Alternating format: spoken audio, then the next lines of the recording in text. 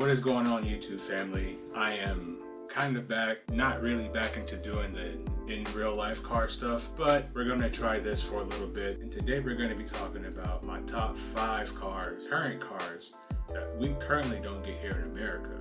You know what I'm saying? So before we get into that, I need you guys to hit the like button, subscribe, and share the video, please. And without further ado, let's get started because I am excited to talk about these cars. So coming in at number 5, we have the Honda S660. Now, I did get a chance to see this car when I was in Japan. I believe I sat in it. If I can find the video of me with this car, then I'll throw it in here somewhere. But this is a pretty cool little K car. And I know we don't get K cars in America, but at the same time, we get smart cars. And if you're going to leave it up to me, I'd rather have a K car over a smart car. And the Honda S660 is a newer version of the Honda Beat. I believe it's kind of based on that car. But this newer version is so much better. You know what I'm saying? You have 3 cylinders, mid-engine, turbocharged. Now, granted, that turbo is like this big. It's a small turbo, but it's still turbocharged. It still comes with a manual transmission. This is like an enthusiast type of K car, and I think that it's a crime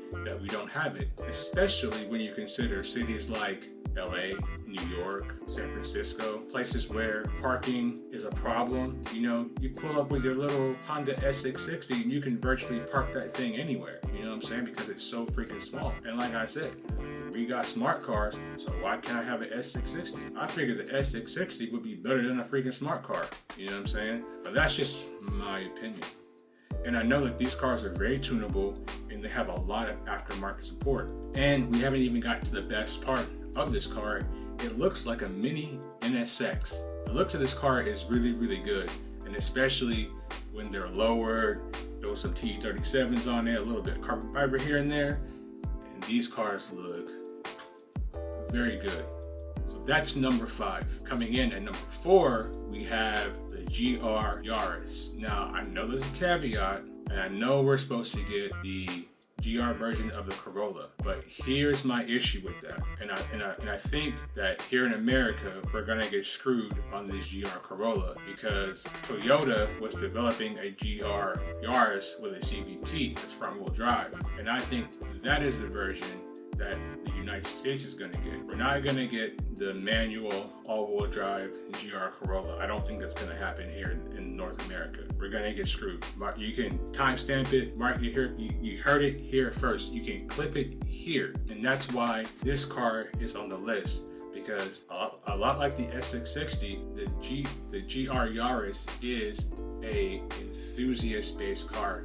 Manual transmission, turbocharged 3-cylinder with all-wheel drive. This is all of the ingredients that you need for an enthusiast car. And what they're doing down there in Australia, I believe someone just made a 10-second GR Yaris. That's crazy. You know what I'm saying? A 10-second GR Yaris out of a 3-cylinder? That's insane. And it's a crime that we don't have this car here. Especially when we have Yarises here already. They sell the Yaris. So why not give us the GR Yaris? And I'm going to touch on this because right now we are in kind of like the last golden age of cars where gasoline technology for these cars or internal combustion engines are at their peak, right? And 10-15 years from now, it's going to be hard to find a gasoline car, which is kind of weird to say. But we are in or starting that transition period. So for us to not have these cars here right now or not have the ability to access these cars is kind of criminal given the way that the market is going, given the way that these EVs are being forced on us. But enough about that. Number 4 on my list was the GR Yaris. Great enthusiast car that we are not going to get here. So that's why it's on the list. Coming in at, where we at? Number 3, we have the A45 AMG by Mercedes-Benz. You may be wondering, yo dude, why is this car on the list? Like, what? Really? Why? There's a good reason. Because I have the GLA 45 AMG, right? I didn't want the CLA 45 AMG because I wanted the practicality of having a hatch, right?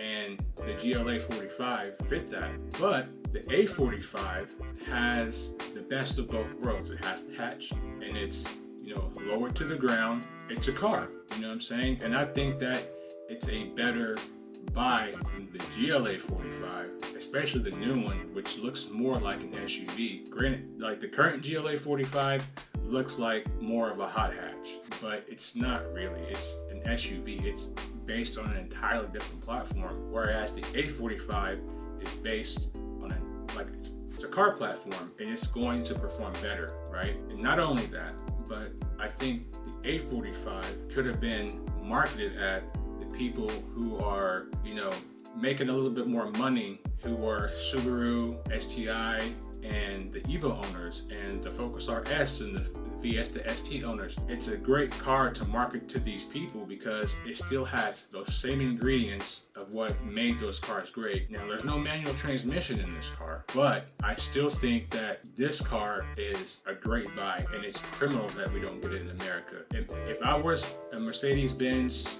board executive advisor, I would be like, yo, can't cancel the GLA 45 and give America the A45, and I guarantee you they would sell a whole lot more cars than they did. Guarantee it. Market, you clip this, Mercedes. If you're watching, watch my videos. If you need some advice, holla at your boy. DMs are open. Okay, so that's enough about the A45. And I'm gonna say this also, along with the A45, the RS3 hatch, we need that here in America too. So Audi, get your shit together. Speaking of Audis, coming in at number 2 on my list is an Audi. It is the RS Q3. The reason that this car is on the list, or this SUV is on the list, is because I watch a lot of car reviews, right, on YouTube. That's probably like my most watched thing because I like to see what new cars are coming out, and I like to see, what's happening in the automotive industry. But one of the things I'm always hearing is that these automotive companies are giving out these surveys, and they're pretty much finding out that Americans prefer SUVs. So Audi makes the coolest little SUV ever and then says, well, there's no market for this in America, so we're not going to sell it there. And I'm just like, huh? What? There's no market for it. It's what they said. There's no market for this car. So you're telling me Audi goes and makes a mini Yaris, and they're saying there's no market for it here? Really? You're telling me you have a 400 horsepower all-wheel drive SUV that has the same exact 5-cylinder engine that's in the RS3, and you're telling me there's no market for it? Really? I have a little bit of a theory, possibly why this car is not being sold here. Hear me out. Here's what it is, okay? So Audi has not Audi, but that whole company, that whole VW company, they have the Yaris and they have the RS Q3, right? My thing is, if someone was in the market for one of these luxury SUVs, right, they could look at the RS Q3 and say that this is a better buy because we know that the RS3s are capable of over 1,000 horsepower, and this car is going to be way cheaper. And when you consider all the upgrades they're going to need to make this SUV over 1,000 horsepower, you're saving a lot of money, right? But at the same time, I still think that people in Europe are still buying the RS Q3 and the Yaris, more so the Yaris because it's a Lamborghini. That is a status car, right? That is one of the cars that's like, oh, you drive an Yaris? That's dope, right? And the RS Q3 is like a little bit of a lesser, slower version of that car. It's basically the same, but it's a little bit slower because they can't make the Audi faster than Lamborghini. That will never happen, right? So I still can't figure out why Audi or VW or whoever runs Audi said that there's no market for this SUV here, especially when the automotive industry has given out these surveys that no one has ever seen and says that Americans prefer SUVs. And you make the SUV the coolest one ever, and you don't give it to us. It's criminal. Like I said, if you guys need some advice, DMs are open. Talk. Look, I will set you guys straight on this, how to bring cars and where to put them. I say just open the floodgates. You know what I'm saying? We're at the end of internal combustion engines. Let everyone experience every car. You know what I'm saying? This is criminal. It should be a crime. I put it to you like this. If I had to choose between the GLA 45, RS Q3 for a daily, I'm choosing the RS Q3 because it looks better.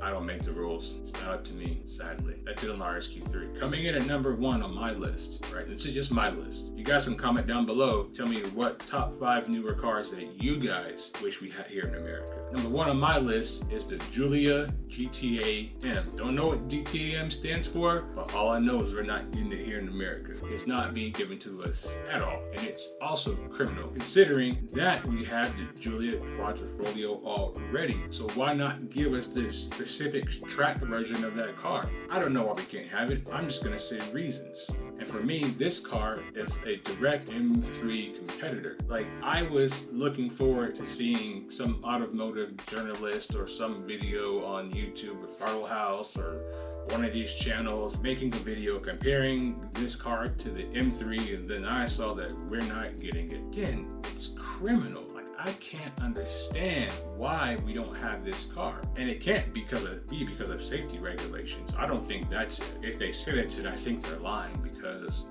Porsches you can buy with roll cages from the factory. I mean, you could buy, well, if you have the money, right, you can get a Senna, which is essentially a freaking race car. You can get that, but you can't get the Giulia GTAM. Now, granted, I know the Senna costs a lot of motherfucking money.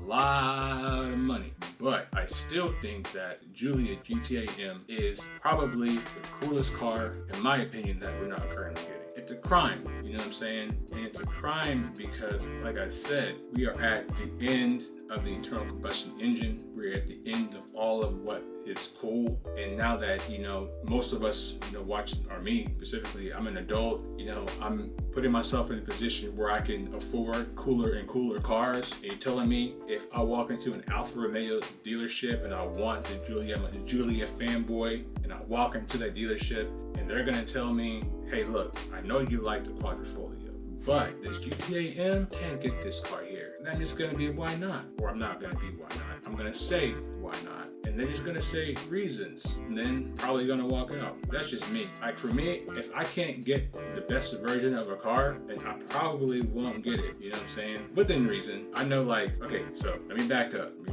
right? I know you guys are gonna say, well, if you get a McLaren, you can't get the best version. You can't get a Senna, so you're not gonna get a McLaren. That's not what I'm saying. What I'm saying is these type of affordable cars, like the BMW, like the M3, you want the best M3, like you want the M2 CS, you want the best version. If you get a GTR, you want to get a Nismo. That's kind of like what I'm saying, even though the Nismo's like 200 grand now, which is ridiculous. What I'm saying is, just knowing that you can't get that car is a turnoff, and you can get the best version of the M3. That's what I'm saying. That's why it's criminal, and that's why this car is number 1 on my list, because it looks so freaking cool. You can't have it. And that's going to be all for this video, guys. If you like this content, make sure you like, comment, subscribe. That will help me out a lot. And comment down below if you like these kind of videos. I'll find more car related stuff to talk about. And like I said before, leave me your top 5 cars, and I will see you guys in the next video. Peace.